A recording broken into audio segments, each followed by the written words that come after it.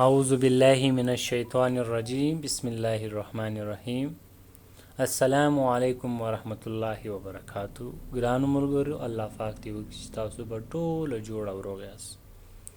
نو راځو نن د درس اولنی لیکچر یعنی اول درس شروع کوو چې په دې کې به موږ تاسو دا زده کوو چې کمپیوټر وایي وسته، ډي آی ټي وایي وسته. په ډي آی ټي کې دننه باید کم پروګرامونه موږ وایو، یعنی څو برخې دي. نو راځو بسم الله الرحمن الرحیم.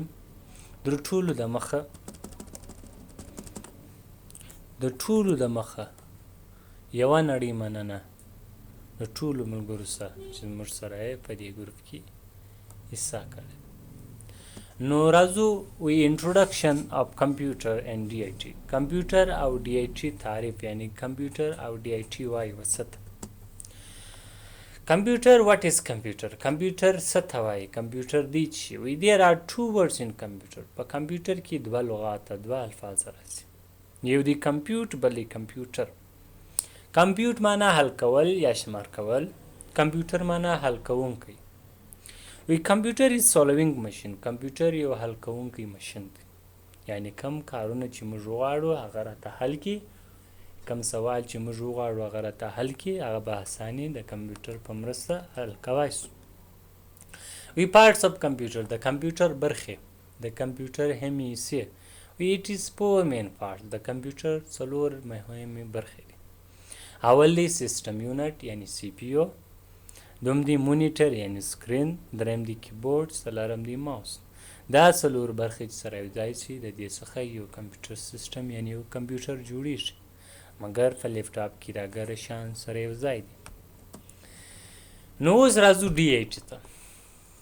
کمپیوټر په تعریف مو سر خلاصو، د کمپیوټر په حصو مو سر خلاصو. اوس نو راځو زموږ د درس چې موږ څه شروع کوو هغه ډي آی ټي ده. ډي آی ټي معنا څه؟ ډپلوما آف انفارمیشن ټیکنالوژي. نو لونګ نظم. په دې کې به موږ تاسو کم پروګرامونه وایي، پروګرامز اف ډي آی ټي. په ډي آی ټي کې کم پروګرامونه باید وي. اولنی پروګرام باید موږ تاسو زده کوو هغه دی وینډوز، دوم دی ایم ایس افیس 2010، دریم دی ګرافیک اډوب فوټوشاپ 7، بیا ټایپینګ اردو پلس انګلیش، یعنی خط څنګه ولیکو هغه که اردو یې که انګلیش. لاس پنځم چې دی هغه فیزیک انټرنیټ دی. یعنی دا پنځه برخې چې سره یوځای شي دا ته کور کې کمپلیټ یې کړې نو ستا ډي آی ټي به مکمله شي. نو نن راځو اولنی لیکچر شروع کیږي په ډي آی ټي کې. ما تاسو ټول پنځه برخې دي. هغه اولنی چې دی وینډوز دی. وینډوز څه ته وایي؟ وینډوز از ا پروګرام ویچ رن د کمپیوټر. وینډوز یو داسې پروګرام دی کوم چې زموږ کمپیوټر په چلولو کې مرسته ورکوي. یعنی د کمپیوټر ټوله استعمال ته موږ تاسو وینډوز وایو. وینډوز خپل برخې شته، د چا په کمپیوټر کې وینډوز 7 انسټال کړي، د چا په کمپیوټر کې وینډوز 8 وي، د چا په کمپیوټر کې وینډوز 10 وي. یعنی دا ټوله د کمپیوټر استعمال ته وینډوز ویل کېږي. هغه فرق نه راوړي که وینډوز 8 وي که 7 وي که 10 وي. ماسې لږ څه په ګرافیکس کې چینجنګ شته.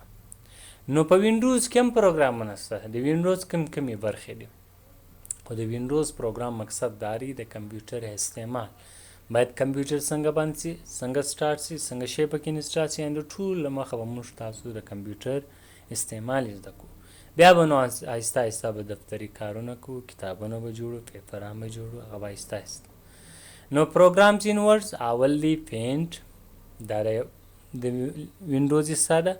بیا ورډ پیډ، بیا نوټ پیډ، بیا سیټینګ چې په کمپیوټر په ژبه کې دې ته کنټرول پینل وایي. دا څلور برخې سره یوځای شي نو ستاسو وینډوز به هم کمپلیټ شي. نو دا اوس زموږ تاسو اولنی درس چې د کمپیوټر تعریف او د ډي آی ټي تعریف پکې و. نو السلام علیکم ورحمت الله وبرکاته.